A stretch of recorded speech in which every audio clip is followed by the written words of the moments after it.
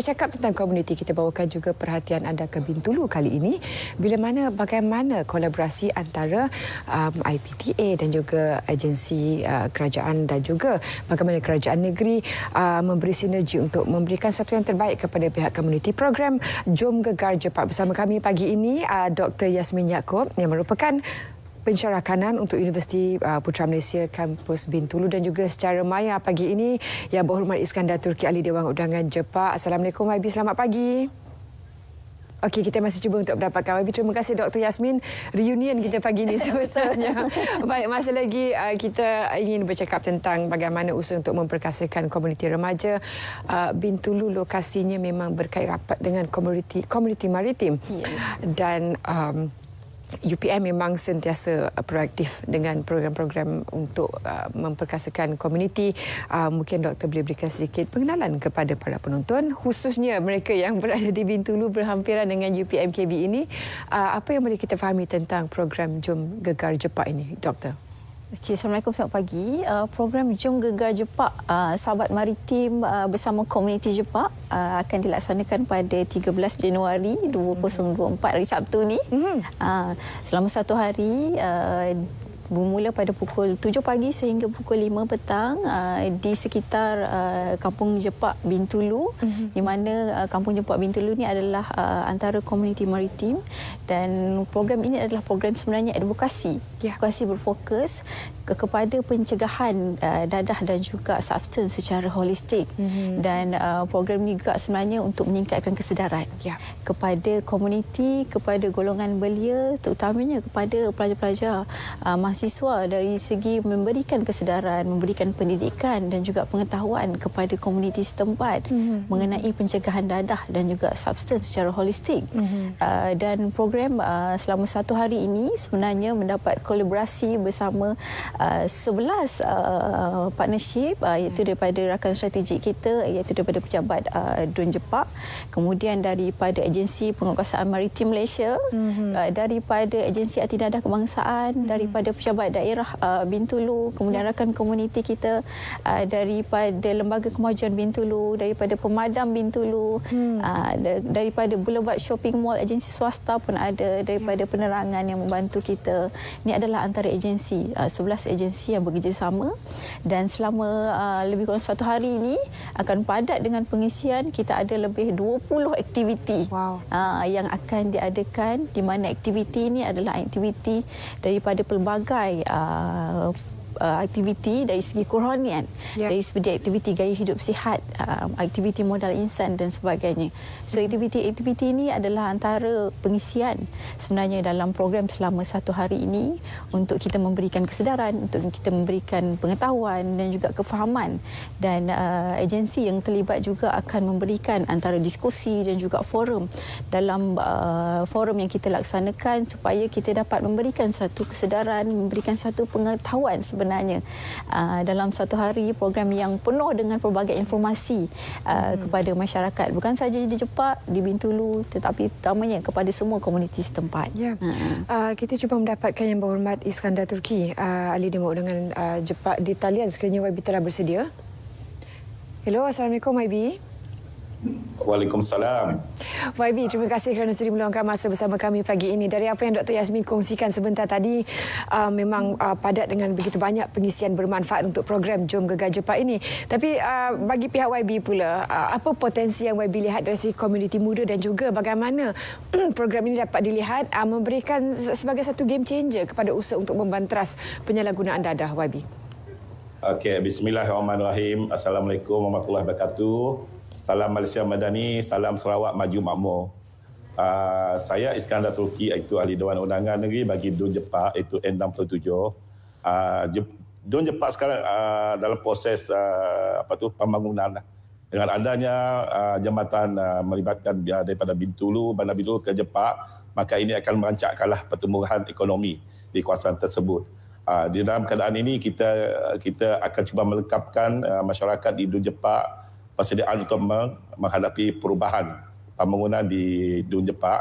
Di sini kalau kita lihat bahawa akan ada satu pusat pertambangan baru di DUN Jepak, iaitu pejabat residen dan pejabat daerah beserta agensi-agensi kerajaan yang lain. Maka di sini ia akan memberi satu impak yang baiklah kepada Dun Jepak, yang mana adanya pusat pertambangan baru di Dun Jepak, dan untuk mengumuman penonton pada sama pagi Malaysia bahawa kawasan Dun Jepak ini adalah berada betul-betul di Kuala Batang Kemena lah. Maksudnya memang kawasan itu dekat dengan pantai, dekat dengan Laut Cina Selatan.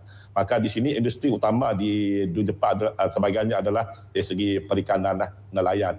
Maka di sini dengan adanya program-program yang kita buat bersama dengan pihak Universiti Putra Malaysia Kampus Bintulu dan Majlis Pembangunan Sosial Negeri Sarawak dan jabatan-jabatan kerajaan dan agensi-agensi lain dan NGO dan JKK Kampung, maka kita melihat bahawa program yang kita rancangkan ini adalah amat bersesuaian dengan keperluan komuniti, terutamanya golongan belia. Kalau kita melihat bahawa belia-belia di sekarang ini kita cuba nak mantapkan sesuai dengan aspirasi yang amat berhormat Belia Sarawak, yang mana nak menjadikan Jepak Jaya Development, iaitu satu kawasan Jepak akan jadi satu bandar barulah. Kalau kita lihat pernah pergi ke Kuching Sarawak, Zilha boleh lihatlah bahawa ada Petra Jaya.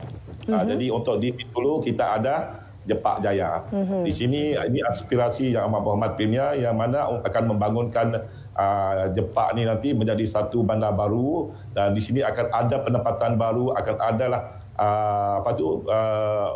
projek-projek pembangunan yang telah terancang lah oleh Kerajaan Negeri Sarawak di bawah GPS, dan di sini kita mendapati bahawa ia akan bermanfaat.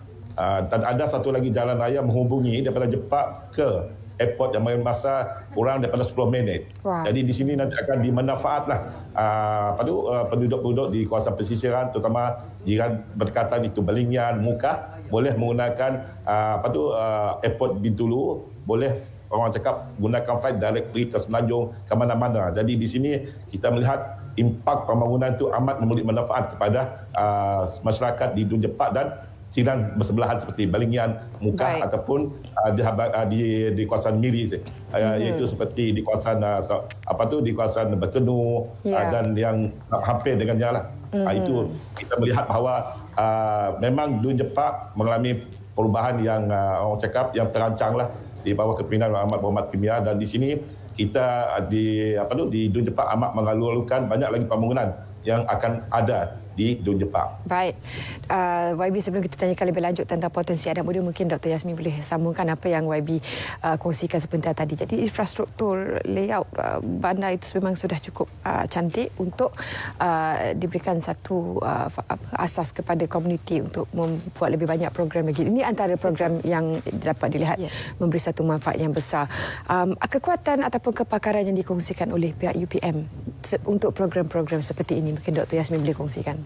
Dari segi kekuatan dan juga kepakaran, sebenarnya pihak UPM Kampus Bintulu kita banyak melaksanakan inisiatif membangunkan komuniti. Dan ini adalah antara inisiatif untuk membangunkan komuniti yang mana kita memberi pendedahan, memberi pengalaman terus kepada mahasiswa untuk mendapatkan ataupun untuk mengetahui isu-isu komuniti dan bagaimana mereka boleh peranan sebagai belia membantu kepada membangunkan kepada komuniti setempat dalam menyelami kepada isu-isu komuniti setempat.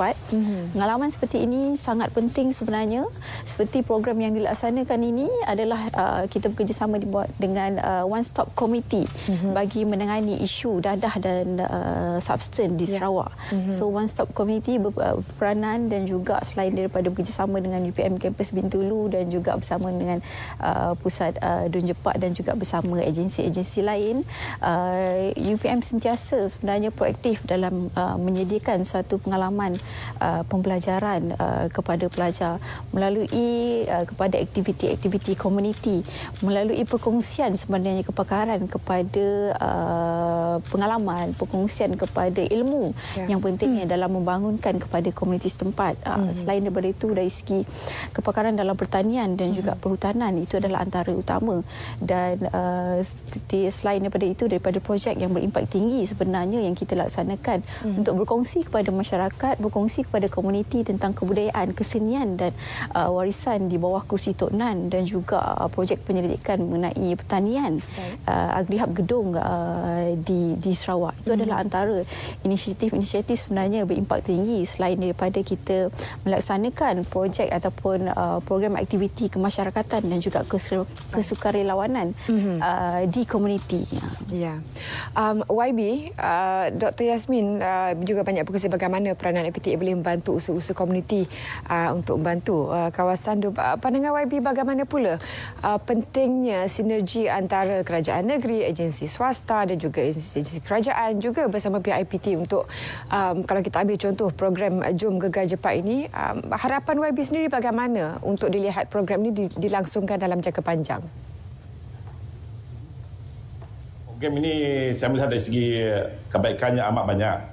Sebab ini awal tahun kita buat pada 13 Januari itu adalah satu persediaan untuk komuniti di Jepak bersedia untuk kita lekapkan ilmu pengetahuan terutamanya dari segi golongan belia supaya melihat pembangunan apabila siapnya jambatan nanti akan merancakkan ekonomi, maka dijadikan tempat itu adalah peluang opportunity untuk belia-belia yang terlibat dalam usahawan boleh melibatkan usahawan. Jadi kita akan melengkapkanlah belia-belia ini dengan sekarang kerajaan lebih fokus kepada TVET juga. Jadi di sini kita cuba berkolaborasi dengan agensi ataupun institusi latihan kemahiran untuk melengkapkan mereka lah dengan kemahiran yang bersesuaian dengan pembangunan yang akan dibawa ke Dun Jepak dan di bahagian Bintulu lah. Jadi di sini kita yakin dalam masa sama kita nak setiap pembangunan pasti akan ada benda-benda yang baik akan memberi impak. Dalam masa sama kita kena bersedia juga dengan elemen-elemen yang negatif lah. Betul. Seperti isu sosial, isu pembesaran dadah dan lain-lain ataupun jenayah.